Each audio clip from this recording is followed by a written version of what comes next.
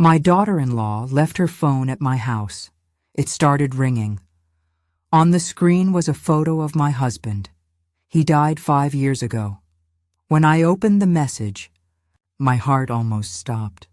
Before I tell you what happened next, if you're watching this, please hit subscribe to her voice and tell me in the comments which part shocked you the most. I still remember that afternoon. Evelyn had stopped by for lunch. She looked lovely as always, polished, sweet, with that careful charm that made people feel she had nothing to hide. She hugged me goodbye, said she'd see me tomorrow, and left in a hurry. Her perfume lingered in the room after she was gone, light, floral, almost too perfect.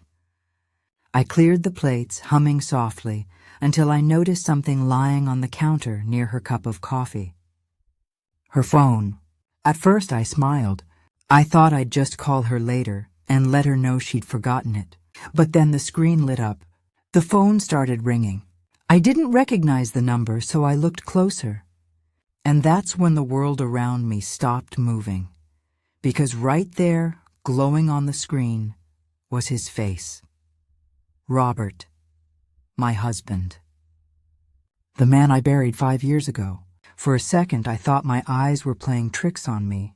I blinked, leaned closer, but it was him. That same familiar smile, the same photo I'd once kept on my nightstand. He was gone, but somehow he was calling my daughter-in-law's phone. My throat tightened. I felt a chill crawl down my spine, slow and cold. The ring felt louder now, echoing through the empty kitchen. I stared at his picture, my hands trembling so badly I almost dropped the phone. It didn't make sense. Robert was dead. Buried. His heart had stopped in that hospital bed 5 years ago, and I had watched it happen with my own eyes. So how could this be? The phone kept ringing. I whispered his name, Robert, as if he might answer from somewhere beyond the static. And then silence. The call stopped. The screen went dark, leaving only my reflection staring back at me. I felt hollow, like the air had been pulled out of my lungs. I set the phone down carefully, almost afraid it would ring again. The kitchen clock ticked behind me, steady, cruel, normal, while everything inside me screamed that nothing about this was normal anymore. It wasn't just a wrong number. It wasn't some glitch. I could feel it in my bones. This was a door opening, one I didn't even know existed. And somewhere deep inside, I knew. Whatever waited behind it was going to change everything I thought I knew about my husband, my family, and the life I'd been trying to hold together. That night, I couldn't sleep. Every time I closed my eyes, I saw that glowing screen again. Robert's face staring back at me like a ghost that refused to rest. The house felt heavier than usual, almost like the walls were listening. Even the old grandfather clock in the hallway sounded different. Each tick slower, deeper, as if it knew something I didn't. By morning, I tried convincing myself it was all a mistake. Maybe Evelyn had saved that picture for some innocent reason. Maybe she had it for a family photo album, or perhaps by accident. I told myself 1,000 maybes, but none of them made sense. Why would my daughter-in-law keep a photo of my dead husband on her phone? I was still thinking about it when, around 10:30, the phone lit up again. The same number. My breath caught in my throat. I froze, staring at the screen as it buzzed across the counter. But this time, it wasn't a call. It was a message. It said, "I miss you." I stood there for what felt like forever. My fingers trembled as I opened the message. Right above it was the contact name, Robert, my husband's name. My heart pounded so hard I could hear it echo in my ears. For a moment I forgot how to breathe. I scrolled upward, not wanting to, but unable to stop myself. The older messages were there, months of them. Sweet, secret, poisonous words that shouldn't have existed. Miss your touch. Still think of you. You remember that cabin? My body went cold. My hands felt numb. I dropped the phone on the table as if it had burned me. My knees almost gave out. I wanted to scream, to cry, to deny it all. But deep down, something inside me whispered that this wasn't new. That maybe, just maybe, this had been going on far longer than I could imagine. When Evelyn came by that evening to pick up her phone, she smiled, calm, charming, unbothered. She thanked me and said she'd been so forgetful lately. Her voice was honey, but my heart heard venom. I smiled back, pretending nothing had happened, pretending I didn't know. That night, I sat alone with Robert's old photo album on my lap. The man in those pictures didn't look like a stranger, but he didn't look like the man I thought I'd known either.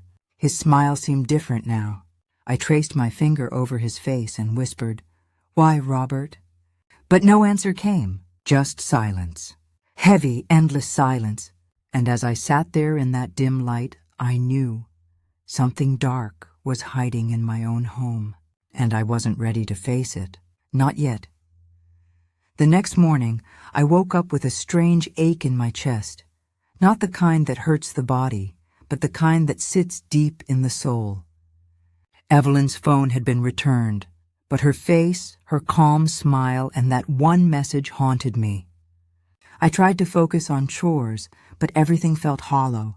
Every plate I washed, every floor I swept, it all led me back to that single question. Why did she have Robert's photo? By afternoon, curiosity turned into something sharper, a quiet, desperate need for truth. When Evelyn stopped by again that day to drop off some groceries, she left her phone charging on the kitchen counter. She went upstairs to talk to Daniel, and in that brief silence, my hands moved on their own. I picked it up. My heart raced as if I was standing on the edge of a cliff. I knew what I was doing was wrong, but I couldn't stop myself. I opened her photo gallery. At first, there were ordinary pictures, family dinners, birthdays, a few snapshots of her and Daniel smiling. But as I scrolled down, the air around me changed. My fingers froze. My breath stopped, because there he was, Robert, my husband, my dead husband. Standing beside Evelyn, there were dozens of photos, some blurry, some too intimate to misunderstand. Robert and Evelyn laughing at a cafe, sitting close in a car, his arm around her shoulder.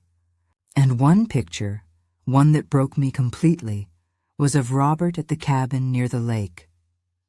The same place he once told me he went alone for peace. But he wasn't alone.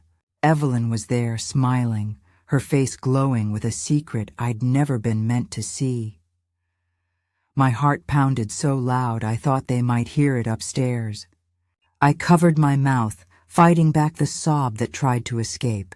Every image felt like a blade, slicing through years of trust and love. I scrolled until I couldn't anymore, until my eyes blurred with tears.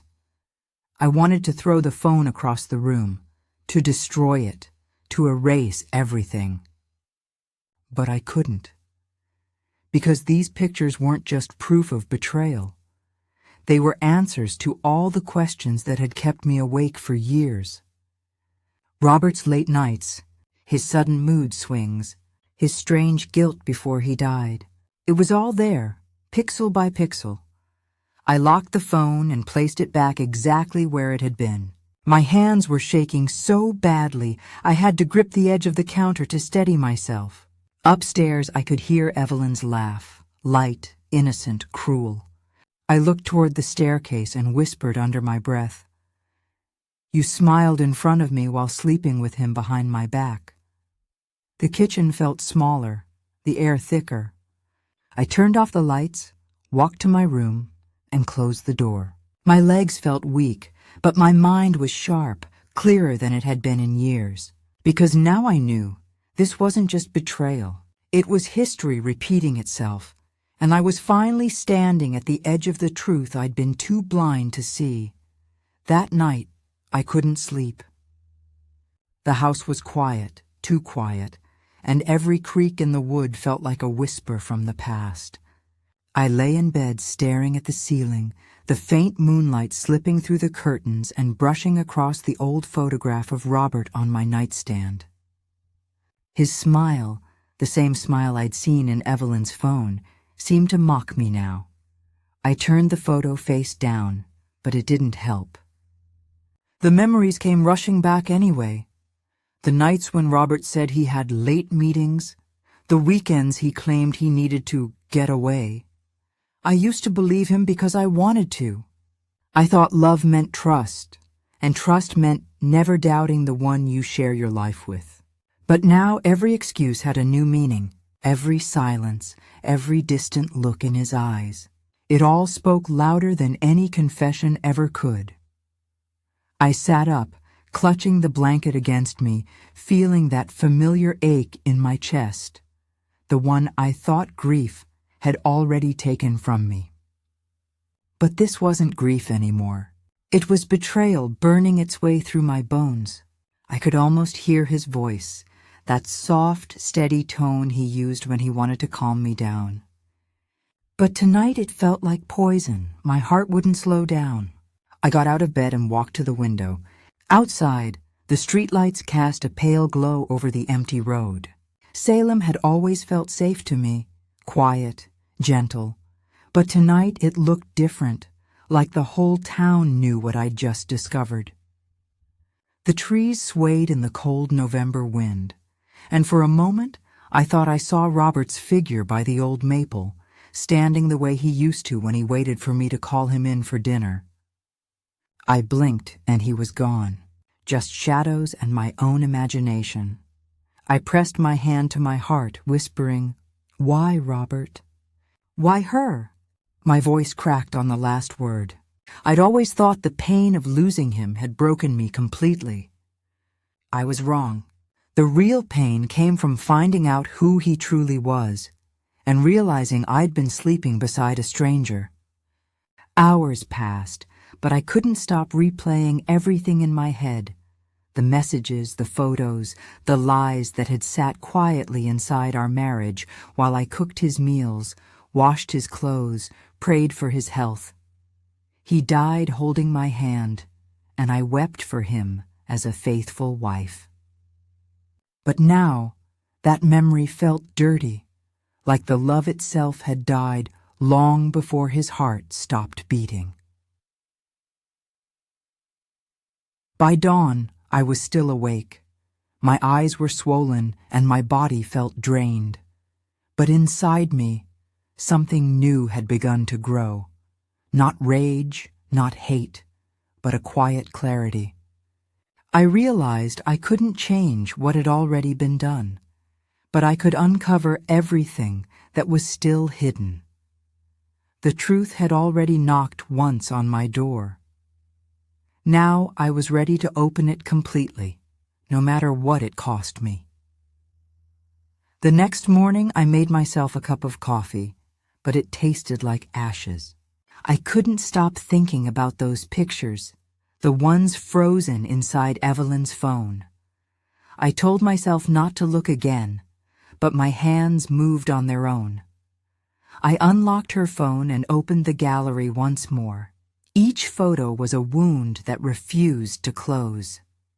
Robert's arm around her shoulders, her hand resting on his chest, their smiles soft, intimate, familiar. Some pictures were taken at restaurants I recognized, others in quiet corners of hotels I'd never seen before. One showed them sitting, close in a car, his hand over hers on the gearshift, the same way he used to touch mine years ago. I stared at those images until they blurred. My chest tightened, and I whispered to myself, "You destroyed me long before you left me."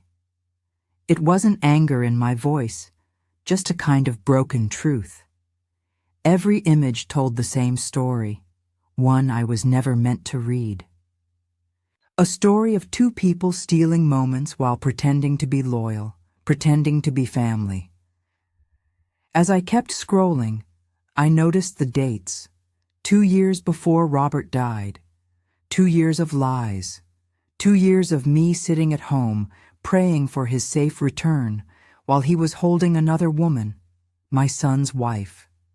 The realization cut deeper than grief ever could. It was betrayal wrapped in love, served in silence. I closed the phone and pressed it against my heart, as if pain could be quieted by touch. The kitchen clock ticked loudly, marking every second of the life I'd spent believing in a man who'd been gone long before his funeral. I looked out the window. The morning light fell over the backyard, the same place Robert once built Daniel's treehouse. I used to think that space held our happiest memories. Now, I wasn't sure if any of them were real. It's strange how photographs can hold so much truth. We take them to remember, but sometimes they show us what we were too blind to see. In those pixels, I saw the full map of my husband's deceit. Bright, clear, undeniable. My hands stopped shaking then. Maybe because pain had done its work and all that was left was understanding. Betrayal is a cruel kind of teacher, but it leaves no room for denial. I finally saw Robert for who he was, a man capable of loving and lying in the same breath. I wiped my tears, stood up, and set the phone gently back on the table. I wasn't ready to confront Evelyn yet. Not with words, not with anger. But deep inside, I made a promise to myself. I would uncover every truth that man left behind. I would not be the silent widow anymore. Not this time. That night, the house felt different. Still, quiet, but not peaceful. The kind of quiet that presses on your chest and makes you hear every beat of your heart. I moved through the hallway barefoot, the wooden floor creaking under me. The air smelled faintly of cedar and old paper, the scent of Robert's study. I hadn't stepped into that room in years. It used to be his sanctuary, filled with books, letters, and the hum of his old record player. After his death, I kept it locked, as if preserving it would somehow keep a piece of him alive. But that night, I turned the doorknob slowly and stepped inside. The light from the hallway spilled across his desk. Everything was still there. His favorite pen resting near the edge, the coffee mug with the stain he never cleaned, a framed photo of Daniel as a little boy. Even his cologne lingered faintly in the air, soft and ghostly. I stood in the doorway for a long time, unable to move. It felt like walking into a memory that didn't belong to me anymore. The man whose scent still filled this room wasn't the one I thought I'd married. The love letters I used to write, him, the prayers I whispered while he lay sick in that hospital bed, they all felt like lies now. I reached for his mug, my fingers trembling. For a moment, I almost imagined he'd walk in behind me, teasing me for touching his things. But the silence stayed. It wrapped around me like fog. I looked at his bookshelf, at the old records he loved, jazz, blues, those soft songs he used to hum while fixing the fence. I wondered if he ever played them for her too, if she ever sat in this same room, listening to the same songs, pretending she belonged here. The thought made my stomach twist. I sat down in his old chair. It groaned under my weight, the sound echoing in the quiet. My hand brushed over the desk, across dust and forgotten years.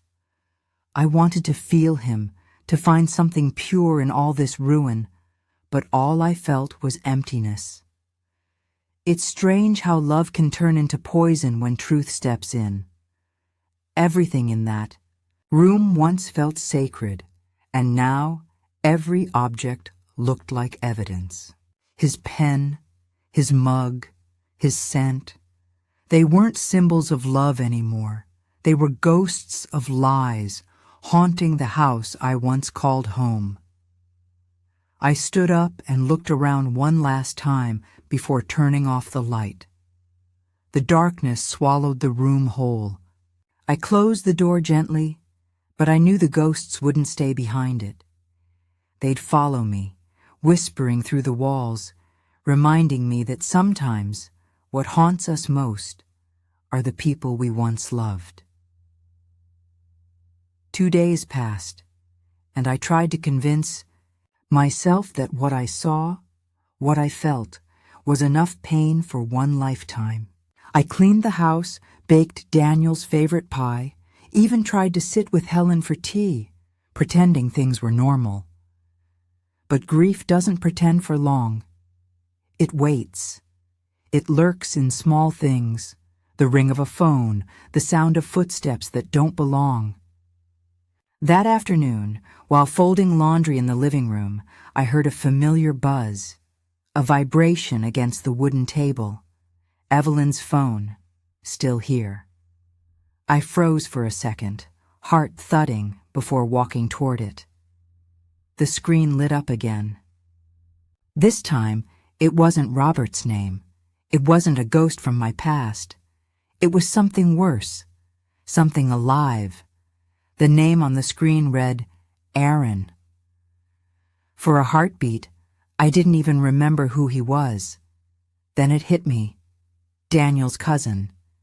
The one who'd been visiting often these past few months, helping with the garage repairs, laughing too easily around Evelyn. My chest tightened. I didn't want to believe it. I didn't want to feel that same cold fear again.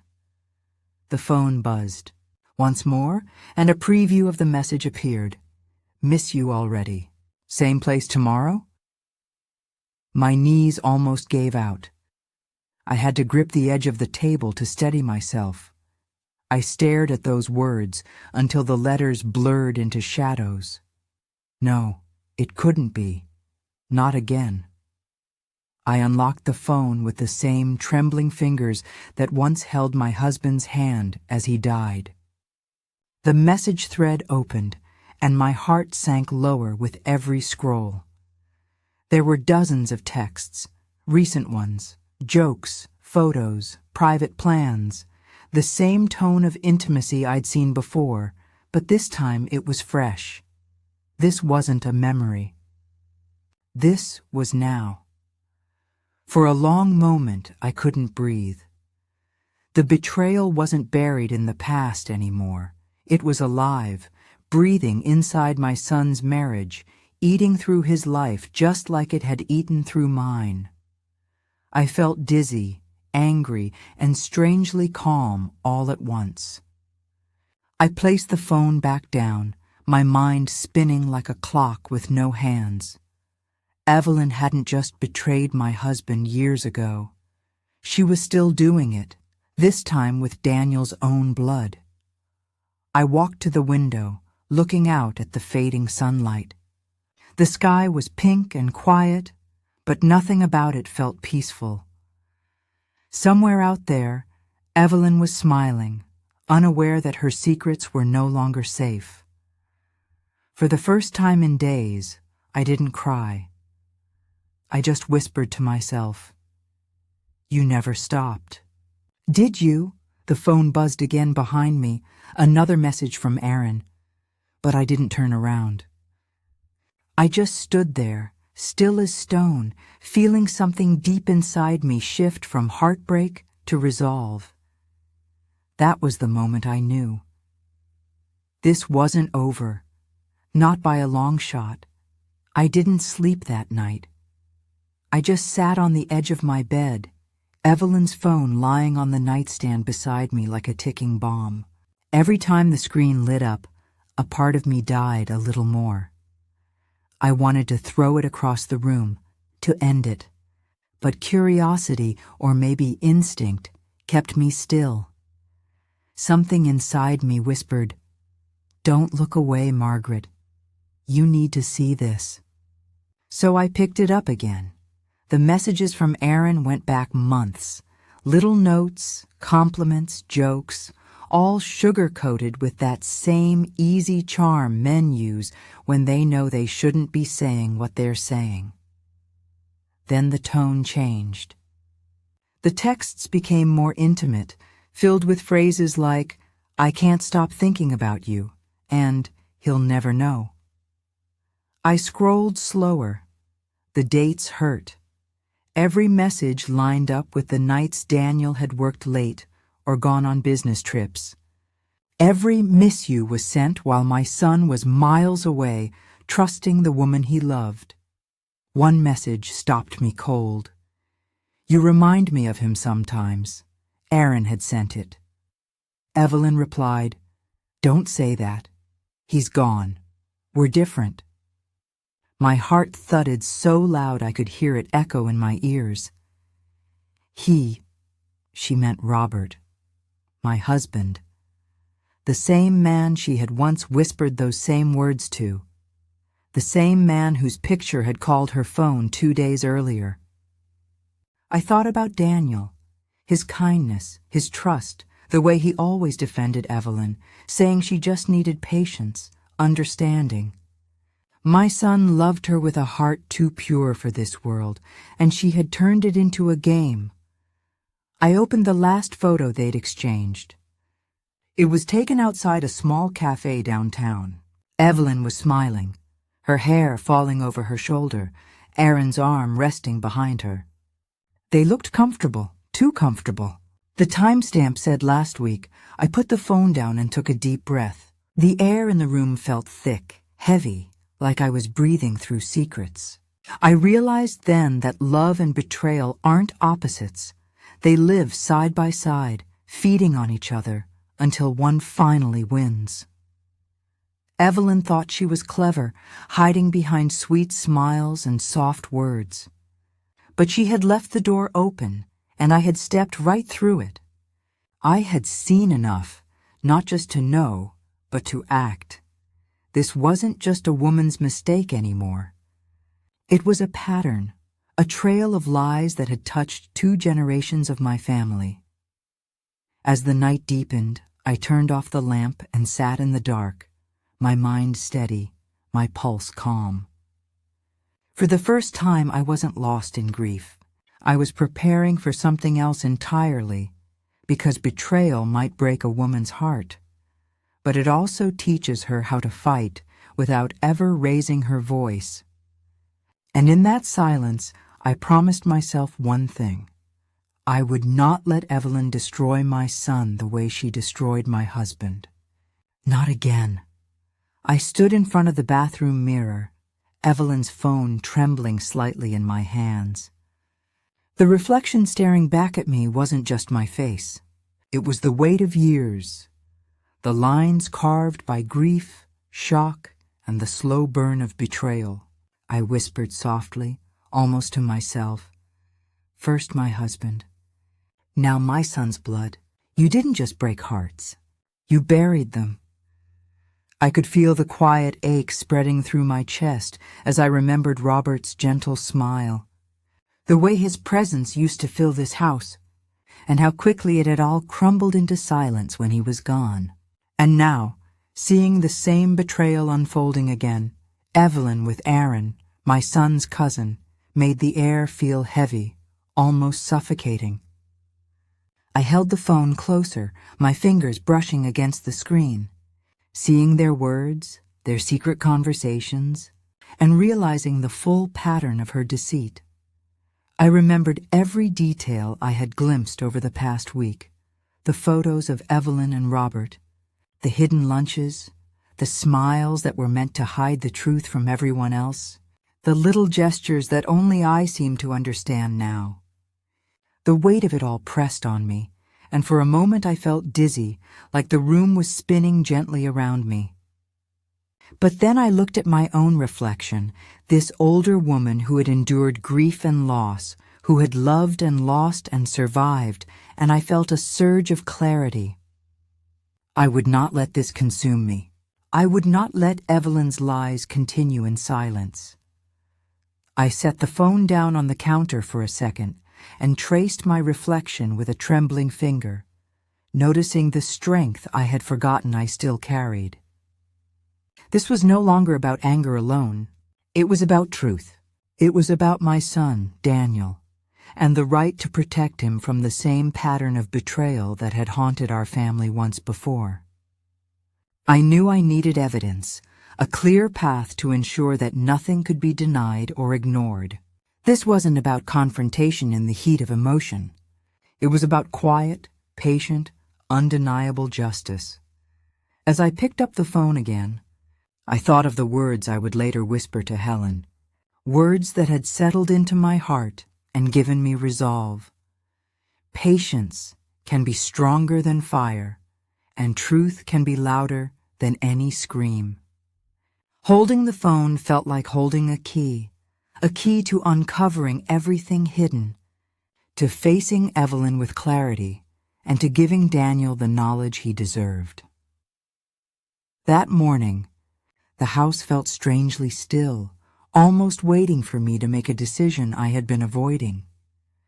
Evelyn's phone sat on the counter, silent now, but every message, every image, every secret word it held weighed heavy in the room. I knew it wasn't enough to feel anger, to cry quietly in the kitchen. Daniel deserved more than whispers and half-truths. He deserved the full clarity of what had been hidden from him for far too long.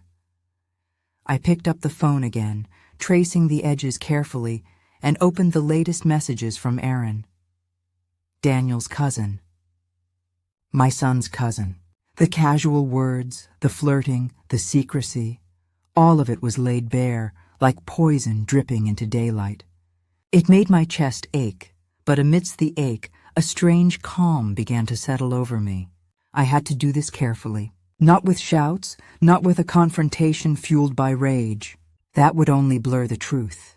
He needed to see it clearly, without distortion. He needed to see the evidence, piece by piece, as undeniable fact. I remembered the old photographs of Robert and Evelyn, the hidden smiles, the lunches behind closed doors, the nights I had spent wondering if I had imagined the distance in Robert's eyes before his death. Now the pattern was painfully clear. First Robert and now Aaron. Evelyn's betrayal was not just a secret fling. It was a repeat of history, a continuation of lies, and it had to be confronted methodically. I set the phone down and reached for a notebook, starting to log everything: dates, times, messages, screenshots, images. Each detail mattered. Each word could not be lost. I was creating a record, a chain of truth that Daniel could not ignore or dismiss. This wasn't about revenge in the heat of the moment. It was about giving him the certainty he deserved, about protecting him and finally ending the quiet manipulation that had invaded our lives. I pictured Daniel sitting at the table, confused, hurt, betrayed, but also strong enough to see the facts laid out clearly. I would give him that power. The power to decide, to act, to reclaim the life that had been quietly compromised. And even though my hands trembled slightly as I copied another message, I felt a growing sense of strength. This was not just evidence. This was justice, measured and deliberate, quiet and precise, like the tide slowly reshaping the shore. When I finished, I took a deep breath and whispered to myself, Daniel deserves the truth. Not anger, not judgment, the truth. I placed the phone back on the counter carefully and looked around the kitchen, imagining the moment when he would finally see the full picture. It was a moment I would not rush, a moment I would not taint with emotion. Patience, clarity, and honesty. That would be my approach. And in that quiet determination, I felt a small flicker of hope. Hope that Daniel could face the betrayal with the full weight of knowledge, that he could emerge stronger, wiser, and free from the shadows of deception that had haunted us for so long. The next morning, I realized I could not carry this weight alone. The truth about Evelyn, about Robert, about Aaron, it was too heavy, too sharp, too raw. I needed someone steady, someone who could listen without judgment and help me think clearly. That someone was Helen, my neighbor, my confidant, the one person I had trusted through decades of life's quiet storms. I called her, my voice shaking slightly, and she promised she would come right over. When she arrived, she carried that calm energy she always did, a gentle smile, and a small bouquet of daisies. We sat in the living room, the light soft and quiet, the house holding its breath around us. I told her everything, from the moment Evelyn's phone rang with Robert's photo, to the new messages from Aaron, to the hidden gallery filled with proof of betrayal. I spoke in a hushed voice, letting the words tumble out in fragments of disbelief, sorrow, and quiet anger. Helen listened without interrupting. She only nodded, her eyes reflecting understanding and patience, the kind that can anchor a heart in chaos. When I finished, she took my hands in hers and spoke softly but firmly. "Maggie, revenge doesn't always need fire. Sometimes it needs patience. Sometimes it's the quiet, deliberate kind that leaves the deepest mark." Her words sank into me like sunlight into cold water. I realized then that I did not need to act in a moment of emotion. I did not need to confront Evelyn with yelling or dramatics. I could wait. I could gather every piece of truth, messages, calls, photos, dates, times, and present them in a way that Daniel could not ignore. Quiet, precise, undeniable. Helen stayed with me for a while longer. We made tea, sipped slowly, and talked about the little things in life that sometimes distract us from the storms around us. I felt the tension in my shoulders ease just slightly, replaced by a clarity that had been missing since that first shocking phone call. This clarity allowed me to see the path forward. Not impulsive vengeance, but patient justice. Not public humiliation, but undeniable truth. As she prepared to leave, Helen hugged me tightly. "The quiet ones always have the last word," she whispered. I watched her walk down the street, daisies swaying lightly in her hand, and I felt a strange calm settle in my chest. For the first time in days, I could see a strategy forming, a plan that was deliberate, thoughtful, and strong. Alone again, I picked up Evelyn's phone and traced the screen with my finger. The betrayal, the lies, the repeated patterns, they were all there, waiting to be documented, organized, and presented. I took a deep breath and whispered to myself, patience, clarity, truth. And in that quiet resolve, I felt the first flicker of hope that I could protect Daniel, honor Robert's memory, and finally face Evelyn's deceit in a way that left no room for denial or excuse. The path ahead would be slow, but it would be certain. The day after my talk with Helen, I knew it was time to act, but carefully, quietly. Anger would blur the truth. Patience would sharpen it. I sat at the kitchen table with Daniel, Evelyn's phone and a notebook between us, the air thick with the weight of what we had uncovered. His eyes were steady but haunted, the same gentle face I had always known, now shadowed with disbelief. We didn't speak much at first. Words felt unnecessary. The truth, after all, had a language of its own, and we would let it speak through evidence, not shouts. We began with the messages, each one copied, dated, and logged. Every flirty text from Aaron, every romantic, secretive exchange, every subtle lie Evelyn had written was carefully recorded.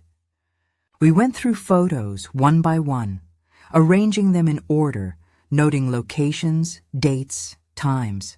Daniel's hands trembled slightly at first, but he soon grew steadier, channeling his shock into methodical action. I watched him and felt a quiet pride. This was not about revenge.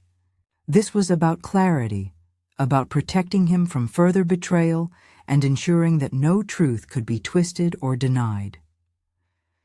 Then we began recording calls. Every ring, every voicemail, every brief exchange was saved. Daniel's phone captured it all, while I took notes, writing down the smallest details, the way Evelyn laughed too nervously, the pauses, the words she chose, the tone she thought no one would hear. Every moment added weight to the evidence, building a silent but undeniable record. Even Aaron's visits were quietly documented. When he came over one evening, I kept a careful distance, letting Daniel record our conversation from the next room. Every glance, every hesitation, every lie slipped from his lips directly into the evidence we were gathering. The house seemed heavy with the quiet presence of truth, the air thick with the tension of all that was being observed and captured. It was strange, the calm precision of it all. The world outside moved on as if nothing had changed, but inside we were building something stronger than anger, a shield of evidence, patience, and undeniable reality. I felt a strange sense of control returning, a balance that had been lost when Robert died and when Evelyn's betrayal first came to light. We were no longer victims. We were careful, deliberate observers. By the end of the day, the files, screenshots, recordings, and notes filled the table before us. Daniel looked at me, exhausted but resolute, and I nodded, feeling the same determination mirrored in his eyes. This was the foundation for what had to come. Not a confrontation in anger, but a quiet, deliberate reckoning. The recording had begun, and with it, the slow, unstoppable march of truth. Sitting back, I realized how far we had already come. The fear, the shock, the grief, all of it had been transformed into clarity. And in that quiet, meticulous process, I finally felt a sense of purpose returning. Patience, I reminded myself. Quiet justice, steady and undeniable, was our ally now, and it would carry us through the storm that had entered our lives. That evening, I finally sat down with Daniel to show him the old photos, the ones I had discovered in Evelyn's gallery.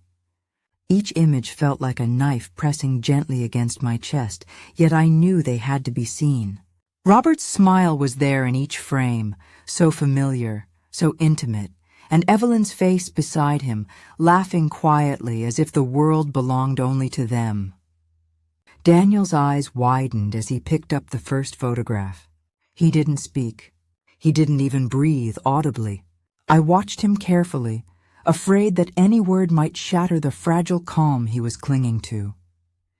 We went through the stacks slowly, deliberately. There were pictures of them at small cafes, hidden hotel lobbies, lunch tables tucked away from prying eyes. Every photo was a testament to the betrayal I had only recently understood, yet had suspected in the quiet corners of my memory over the years. Daniel's hands trembled slightly as he held the images, flipping through them with a mix of disbelief and silent pain. His face was pale, and yet there was a strange clarity in his eyes, a recognition that this was not a mistake, not a misunderstanding, but the deliberate actions of someone who had hidden behind charm and deceit. I stayed quiet, letting him process. Words felt unnecessary. The photographs spoke louder than anything I could say. And yet, I could see the conflict in him, the father he had loved, the wife he had trusted, the life he thought he understood. It all collided in a silent storm behind his eyes. I could only imagine the questions racing through his mind. The memories of his father juxtaposed with the undeniable proof of betrayal. Then, I showed him the recent evidence as well, the messages from Aaron, the flirty texts, the recorded calls, and every step of Evelyn's continued deceit. Daniel's jaw tightened, but he did not lash out. He did not scream. He simply absorbed the truth, letting it settle into his mind piece by piece until the full picture was unavoidable. He looked at me then, and I saw in his eyes both grief and resolve. He understood what had happened, and more importantly, he understood that we now had the power to respond with truth and precision. I felt a mixture of relief and sorrow. Relief because he finally knew everything. Sorrow because no child should ever have to confront the depth of betrayal from those closest to them. And yet amidst the sorrow there was a quiet determination rising between us. We would not act out of anger. We would not allow rash emotion to dictate our next steps. We had evidence. We had clarity. And together we would see this through carefully, steadily, and completely. As we sat there in the dim light of the living room, surrounded by the proof of past and present betrayals, I realized something profound. The truth, once unearthed, was stronger than any lie. And in that quiet, heavy moment, I saw the path forward, a path of deliberate justice, patient and undeniable. The past had met the present, and now we held the power to shape the future. It was late afternoon when the doorbell rang. I was in the kitchen, arranging the evidence we had collected so far, when I heard the familiar sound echo through the house. My heart skipped a beat, not with surprise, but with a slow, calculated tension. I already knew who it was. Aaron, Daniel's cousin, Evelyn's current affair. He had come here, unaware that the quiet, patient storm of truth was already gathering around him. I opened the door, and there he stood, trying to wear that casual, charming smile, the one that once might have disarmed me. But today it didn't work. Not at all. I felt a strange power in the silence between us, a quiet intensity that I had never known I possessed.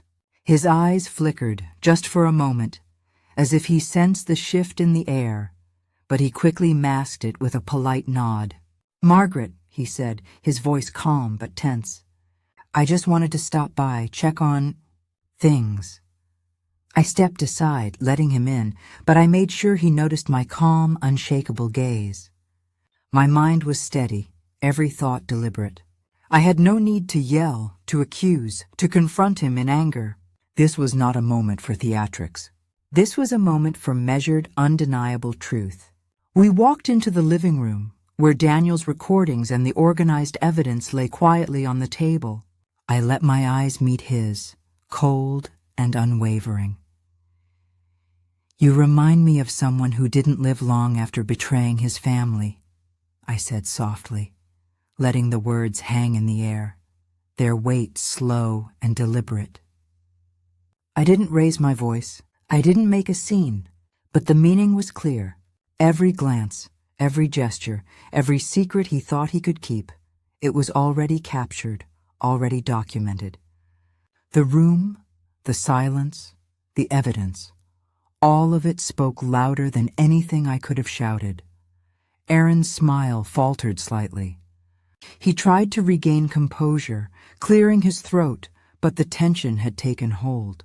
He glanced at the table as if seeing the notebooks, the messages, the recordings for the first time, and I saw the recognition in his eyes. He realized the quiet precision with which Daniel and I had built our shield of truth. He realized that charm and flattery no longer held power here. Without another word, he nodded stiffly and left. The door clicked behind him, but the tension didn't leave. It lingered in the air, heavy and purposeful. I felt a strange satisfaction, not from malice, but from knowing that the first ripple of justice had been cast. No screams, no confrontations, no chaos, only patience, clarity, and undeniable evidence. I sat back down, my hands trembling slightly, and breathed slowly. Daniel entered the room and gave me a small, understanding nod. We didn't speak. Words were unnecessary. The visit had been a test, and the test had revealed the quiet power of preparation and truth. The storm was gathering and we were ready. Aaron had felt it, and in that feeling, our slow, deliberate path toward justice had begun. Daniel had a plan, quiet, careful, methodical. It was not a plan born from anger, but from the calm clarity we had worked so hard to achieve. We needed a meeting, one that seemed casual, harmless, even ordinary, but every word, every reaction, every hesitation would be captured, a perfect record of Evelyn's deceit and duplicity. I stayed in the next room, a silent observer, while Daniel set the scene with precision. The living room was arranged to appear unremarkable. Sunlight filtered through the curtains, warm and unassuming, almost like it was trying to mask the tension beneath it. I could hear Evelyn's footsteps before she entered, her laughter light, too light, as if she was trying to convince herself that nothing was wrong. Daniel greeted her politely, masking the storm of betrayal he carried in his chest. Every question he asked seemed ordinary, but each one was carefully chosen to draw her into revealing more than she intended. From my vantage point, I could see her shifting, the subtle hesitation in her smile, the quick glance at the phone in Daniel's hand, the phone that would record everything.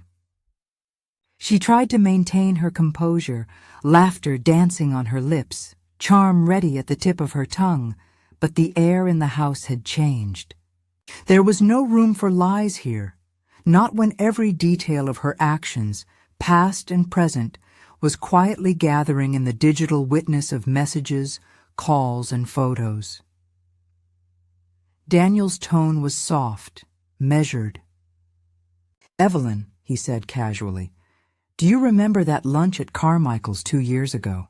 The one with Robert?" His words were gentle, almost innocuous, but I could see the flicker of recognition in her eyes. She didn't realize yet that the room, the conversation, every subtle pause and every smile was being captured, recorded, preserved. There was no hiding now. I sat quietly in the next room, the soft click of the recorder audible only to me, each word she spoke being etched into the files that Daniel and I had prepared.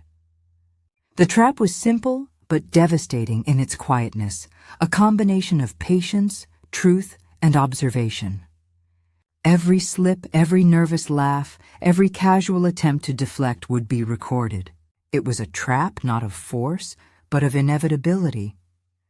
By the time she left, smiling faintly and oblivious, I felt a strange satisfaction. No confrontation, no shouting, no chaotic drama. Just the subtle, undeniable accumulation of proof. The trap was set, and she had stepped into it willingly, unaware of the consequences that were quietly building. I looked at Daniel, who gave me a small nod, a shared understanding passing between us. In that calm, quiet moment, I realized something essential. Justice did not need to roar. It could move slowly, deliberately, almost invisibly, and yet still leave no room for denial. Evelyn's charm, her lies, her carefully constructed facade, all of it was being dismantled piece by piece with quiet precision. And we were ready to witness every unraveling moment. It happened sooner than I expected. Evelyn had no idea that the room, the subtle calm of the house, and the recorder Daniel had set up were all quietly conspiring against her. She sat across from Daniel, attempting her usual effortless charm, her laughter fluttering like fragile glass. But charm can only shield so much, and today it was not enough.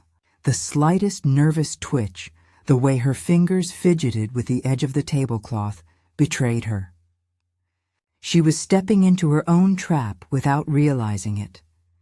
Daniel's questions were casual, almost harmless, but each one nudged her closer to revealing more than she intended. I could hear every word from the next room, my hands folded, my breathing slow and deliberate. Her voice was light, airy, almost too confident at first. "Aaron and we're just friends," she said, glancing briefly at Daniel, trying to appear innocent. But the recorder captured the subtle slip, the hesitation before she added, "Though we've spent time together." Just that one addition, so casual, so fleeting, confirmed the pattern we had been gathering for weeks. Her nerves continued to unravel as she recounted the past. The 2-year affair with Robert coming out in fragments, careful, unconscious admissions as she tried to keep control of the conversation. "It started when, well, before anything serious," she said, laughing too quickly, too nervously, trying to mask the weight of her own words. Every phrase, every half-confession, every nervous glance was now safely preserved, undeniable and permanent. From my quiet vantage point, I felt a strange mixture of sorrow and resolve.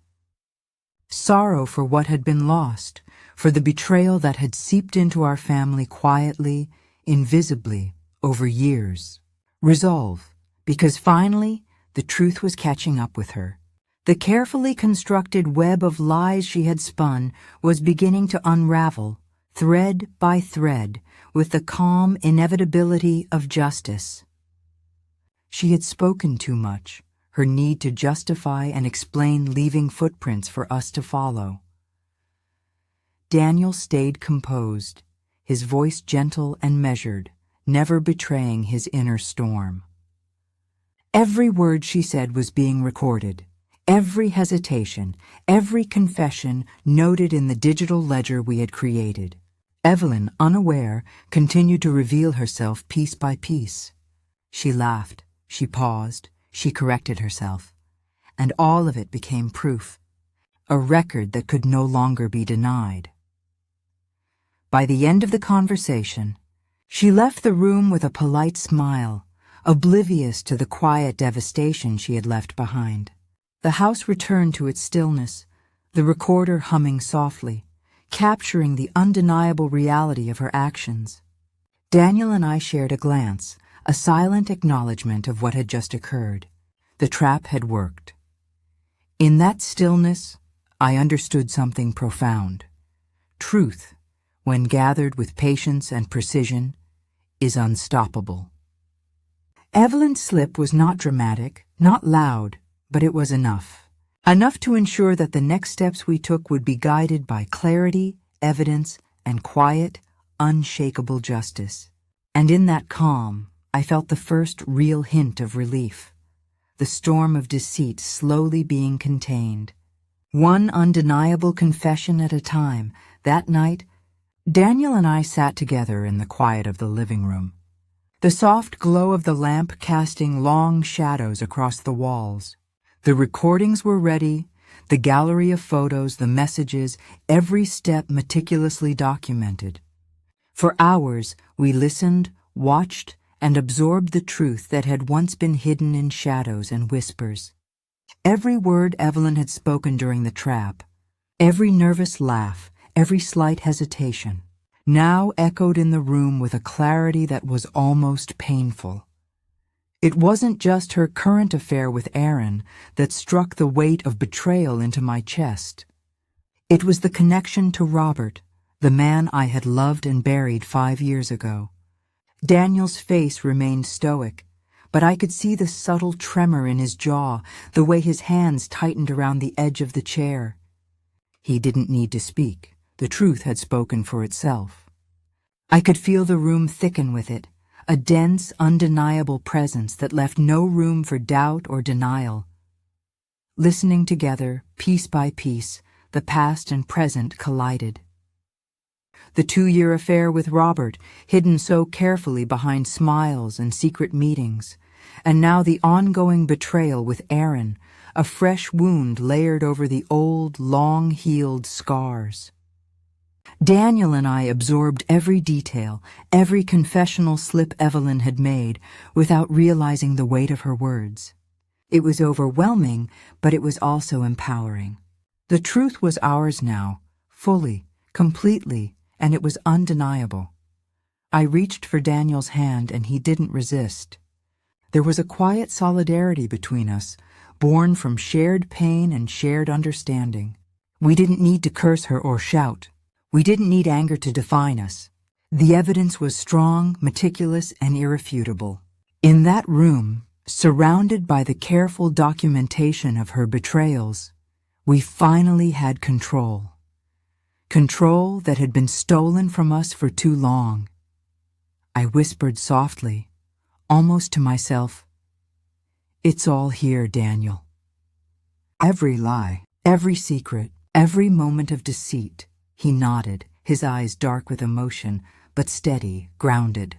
We both understood that this revelation was more than just a confirmation of betrayal. It was the key to reclaiming our peace, to taking measured, precise action. The storm of emotions that had threatened to engulf us for months was now contained, harnessed and focused into clarity. As the night deepened, I realized that listening to these confessions, hearing the truth spoken without interruption, was both a punishment and a relief. Evelyn's voice, admitting to everything, had stripped away the illusion she had carefully maintained for years. And in that space, Daniel and I found a strange calm, a quiet triumph not born from anger, but from patience, diligence, and unwavering resolve. The revelation was complete. There was no turning back, no hiding, no possibility of denial. Evelyn's betrayals were laid bare, and for the first time, Daniel and I could move forward with certainty. And in that certainty, I felt a weight lift, a quiet, enduring sense of power, the kind that comes not from vengeance, but from knowing the truth, and being ready to act with grace and precision. The following days were quiet, almost eerily so.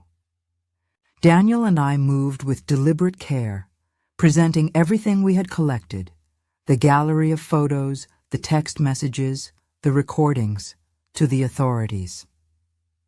There was no anger in our movements, no dramatic confrontation. We were calm, composed, carrying the weight of truth like a shield, not a weapon. Each file, each message, each image had been preserved meticulously, leaving no room for manipulation, no space for lies. The police listened carefully, their pens moving across forms, their eyes flicking from one piece of evidence to the next. I felt a strange satisfaction in that quiet professionalism. Justice didn't need to roar. It didn't need yelling or accusations. It only needed clarity, precision, and patience, all of which we had in abundance. The investigation began methodically, officers reviewing each message, each recording, verifying timelines, confirming locations. Daniel stood by my side, his posture straight, his expression calm, even as I could sense the storm of betrayal still swirling inside him. Together we were steady, unshakable. There was no rush. We didn't demand immediate action. We let the weight of truth speak for itself, and it spoke louder than any confrontation ever could. I could feel Evelyn's carefully crafted facade beginning to crumble, even from afar. The evidence was undeniable, irrefutable, and it had been gathered without drama, without chaos, without any spectacle. This was justice in its quietest, most powerful form, a calm certainty that could not be disputed. As the investigation unfolded, I watched Daniel take moments to breathe, to center himself, and I realized how much strength had grown within both of us.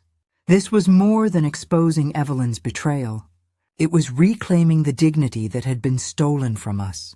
Every message we had recorded, every photo we had cataloged, was a testament not to vengeance, but to patient, deliberate truth. And the more we saw the investigation move forward, the more I understood that justice could be elegant, even poetic, when wielded with care. I remembered Helen's words, whispered weeks ago. Revenge doesn't always need fire. Sometimes it needs patience. And now I understood fully. Every silent moment, every deliberate action had led us here. Evelyn could not hide from the meticulous collection of her own admissions. The calm, professional investigation carried a weight far heavier than any angry confrontation. That night, as I sat in the quiet of our living room, watching Daniel review a final set of recordings one last time, I felt a profound peace settle over me. The storm of deceit had been contained, and justice was unfolding exactly as it should. Steady, undeniable, calm. No dramatic show of force, no shouting or threats, only the truth, laid bare, and the certainty that every betrayal would be acknowledged, every lie would be confronted, and in that quiet, patient triumph I felt the first real sense of relief, a knowledge that we had acted not out of fury, but out of strength, dignity, and the unwavering pursuit of truth. Justice, I realized, could be devastating precisely because it was calm. The day Evelyn faced the consequences, the house felt heavier, charged with a quiet inevitability. She walked in with that practiced smile, the one she thought could charm anyone, shield any secret. But charm can only mask truth for so long, and the calm presence of the authorities, the meticulous evidence we had provided, left no room for illusion.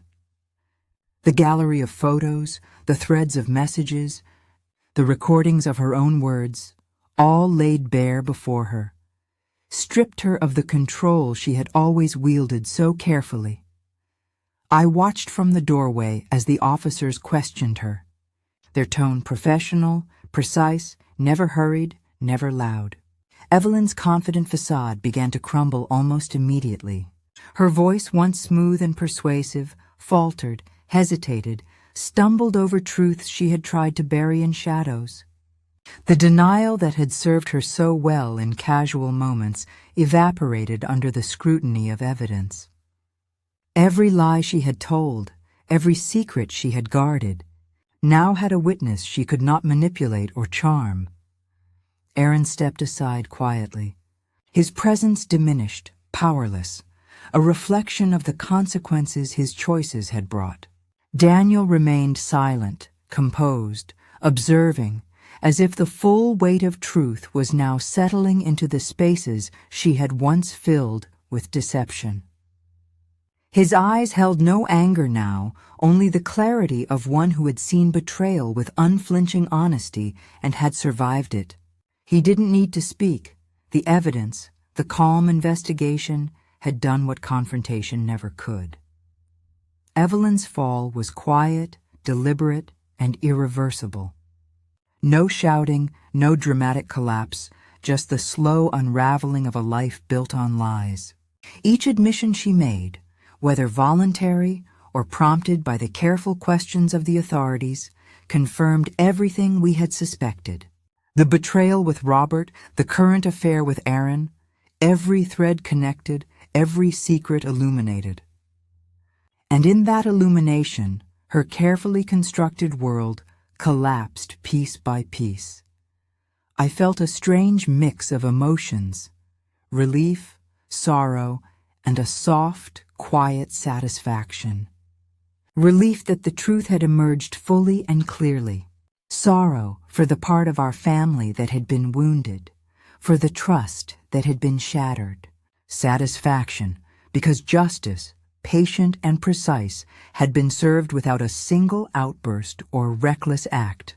The power of calm truth was more devastating than any anger-fueled revenge could ever be. As the officers escorted her out, Evelyn's charm gone, her secrets public, her confidence erased, I realized the quiet strength of measured action. Daniel moved forward without bitterness, reclaiming space that had been poisoned by deceit. The house, once filled with tension and quiet suspicion, now held a new kind of stillness, not one of fear, but of order, clarity, and reclaimed dignity. In that moment, I understood the true weight of justice. It didn't need noise. It didn't need fire. It only needed patience, persistence, and the unwavering courage to let truth be heard. Evelyn had fallen, but Daniel and I had risen, together, calm and empowered by the quiet force of undeniable evidence. Months had passed since the storm of deceit finally settled. Salem's streets carried the familiar quiet, the subtle rhythms of life resuming their ordinary course, yet nothing felt quite ordinary for Daniel and me anymore. The betrayal had left scars, yes, but it had also brought clarity, strength, and a kind of measured resilience I hadn't known I possessed. That morning, I stepped out into the backyard, the early sunlight brushing the leaves with gold, and poured myself a cup of tea. The scent of chamomile filled the air, mingling with the faint aroma of earth from the small garden I tended slowly, carefully, as if every plant carried a piece of my reclaimed life. Daniel joined me, his hands wrapped around a warm mug, his eyes holding a calm focus I had rarely seen before. There was no anger in his gaze now, only peace, a quiet wisdom born from having seen betrayal in its rawest form and survived it. I watched him sip his tea, and for the first time in years, I felt a lightness in my chest, a gentle release of the tension that had gripped our home for far too long. We didn't speak much. Words weren't needed. The world felt soft, pliable, full of potential, and we were learning how to move through it without fear. I thought about Robert, about the love we had shared, the secrets that had poisoned our family, and the lessons that had lingered long after his death. There was sorrow, of course, the sorrow of lost trust, of moments stolen by deception. But there was also gratitude. Gratitude for the clarity that had arrived, for the patience that Daniel and I had exercised, for the truth that had allowed us to act with dignity rather than fury. I whispered softly into the air, "Robert, you took my trust, but you gave me truth." And in that simple admission, a wave of quiet strength washed over me, steady and enduring.